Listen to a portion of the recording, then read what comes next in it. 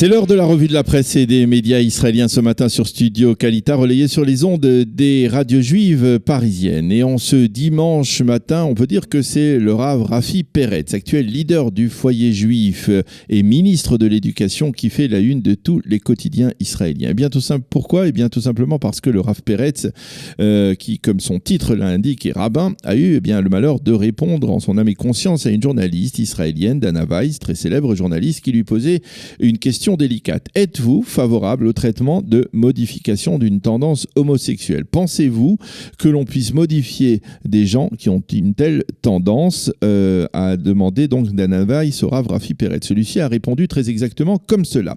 C'est possible, je puis vous dire que j'ai une profonde connaissance en matière éducative et j'ai déjà fait cela. Voilà donc pour la phrase qui a valu depuis hier soir une avalanche d'insultes et de mépris au leader du foyer juif. Par la suite, le Rav Rafi Peretz déclare également à Dana Weiss, donc de la chaîne 12 israélienne, qui lui redemande s'il a conseillé déjà un jeune de ce genre de traitement. Et il lui affirme il répond qu'il sent, il lui dit d'abord je prendrai un jeune dans mes bras, je lui parlerai avec beaucoup d'empathie et je lui dirai réfléchissons ensemble, est-ce que on peut mieux vous connaître et afin de mieux stabiliser votre identité, sous-entendu après cette introspection identitaire, ce sera, dit le Rav Rafi Peretz, à lui de décider. Donc ce matin, les quotidiens israéliens, les médias, ainsi que les personnalités politiques et surtout les leaders de la LGBT, de la communauté LGBT, semblent mettre le Rav Rafi Peretz au pilori pour avoir simplement donc affirmé qu'il était possible de se livrer à ces traitements de modification de tendance homosexuelle. Les journaux citent la réaction très rapide de Binyamin Netanyahou, qui s'est publiquement démarqué des propos de son ministre et les a qualifiés d'inacceptables. Les responsables également de la communauté LGBT ont réclamé immédiatement la démission du Rav Rafi Peretz et ont déclaré ces traitements que le rabbin Peretz veut imposer sont dangereux selon des experts internationaux et également selon le syndicat médical israélien. Vague de condamnation donc suite aux propos du Rav Rafi Peretz, titre ce matin le Israël Hayom, qui se préoccupe également ce matin d'un rapprochement entre le foyer juif et du Rav Peretz et Ayelet Shaked, afin de placer Shaked à la seconde place de la liste électorale du foyer juif.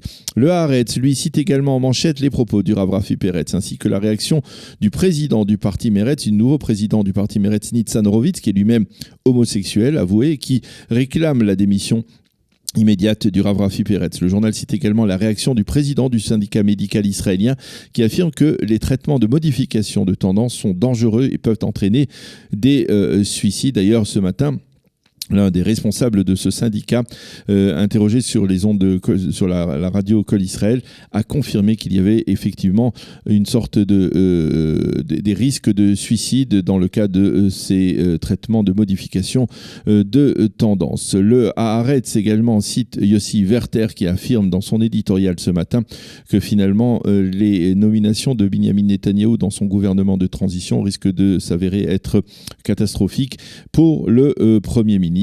Sous-entendu, donc l'une des nominations est celle du ministre de l'Éducation, donc pour le Rav Rafi Peretz.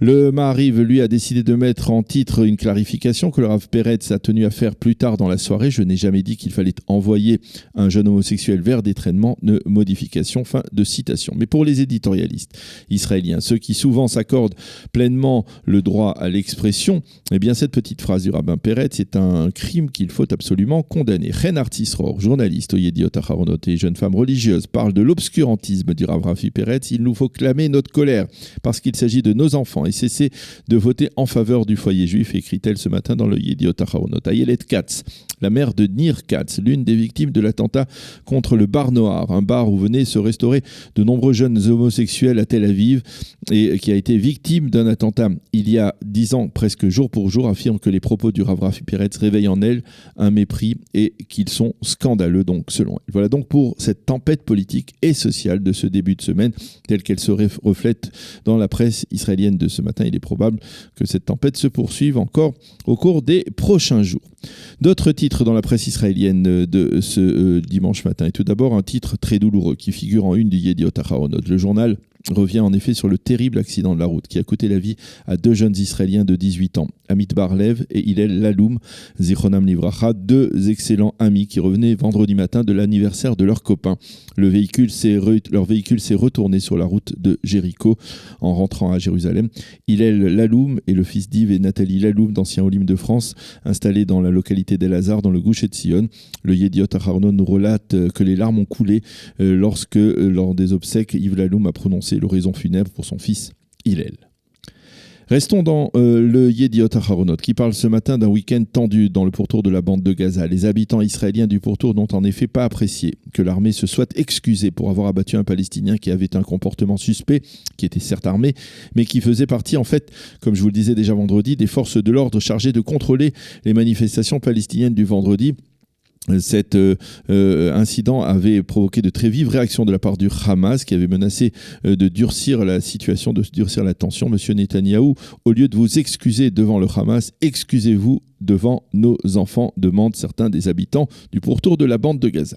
Le Israël Hayom se fait ce matin l'écho des propos menaçants du chef du Hezbollah, Hassan Nasrallah, dans une interview à la chaîne de son mouvement, Al-Manar. Nasrallah affirme « Nous n'avons pas besoin de l'arme atomique pour frapper Israël. Il nous suffit de tirer un missile très précisément sur les réservoirs d'ammoniac de Haïfa. Cela fera des milliers de victimes », dixit donc Hassan Nasrallah. Une courte page politique avec une révélation d'il y a quelques instants que l'on peut trouver sur le site de Arutz Sheva et qui demande à être confirmée. Si elle est confirmée, elle risque de provoquer des remous dans la classe politique israélienne puisqu'apparemment le Premier ministre Binyamin Netanyahou aurait décidé de proposer à Naftali Bennett, son rival politique, le poste d'ambassadeur d'Israël à l'ONU. D'une certaine manière, c'est un poste prestigieux mais qui permet aussi d'écarter Naftali Bennett du cœur de la vie politique en Israël. Il faudra voir si Naftali Bennett accepte ce poste ou même si cette information est confirmé. Le Israël Hayom, en tout cas, revient sur les efforts d'union au sein de la droite religieuse avec une possible rencontre au sommet entre le Rav Rafi Peretz, dont nous avons parlé, et Ayelet Shaked pour tenter de déterminer à quelle place Ayelet Shaked pourrait figurer dans une liste d'union de la droite religieuse à droite du Likoud. Le Haaretz cite pour sa part Ehud Barak, qui a annoncé qu'il allait revérifier les termes de son partenariat avec Jeffrey Epstein, ce milliardaire juif américain qui est soupçonné d'avoir fait commerce de jeunes filles mineures et qui est actuellement donc détenu par la justice américaine. Et puis nous terminerons cette revue de la presse et des médias israéliens par une carte de l'entrée de Jérusalem qui figure ce matin dans la quasi-totalité de vos quotidiens et dans les sites d'information. Il s'agit d'une carte de l'entrée de Jérusalem. Pourquoi ? Eh bien parce que tout simplement, l'une des artères principales à l'entrée de Jérusalem, le boulevard Chazar, qui est bordé d'un côté du palais de la Nation, le Binyan Yehouma, et de l'autre côté des gares ferroviaires et routières, eh bien va être désormais, depuis maintenant ce matin, fermée à la circulation de véhicules privés. Uniquement les véhicules des transports en commun pourront circuler sur cette artère, et ce dans le cadre de la construction d'un immense complexe immobilier et commercial à l'entrée de la capitale. Cela va durer 3 ans, les travaux devraient durer 3 ans et cela va obliger des centaines de milliers d'automobilistes à trouver une autre entrée, probablement par la route 443 et par d'autres entrées pour essayer d'accéder donc au cœur de Jérusalem. Les embouteillages sont garantis au moins pendant les prochaines semaines. Voilà donc pour cette revue de la presse et des médias israéliens de ce dimanche matin sur Studio Kalita.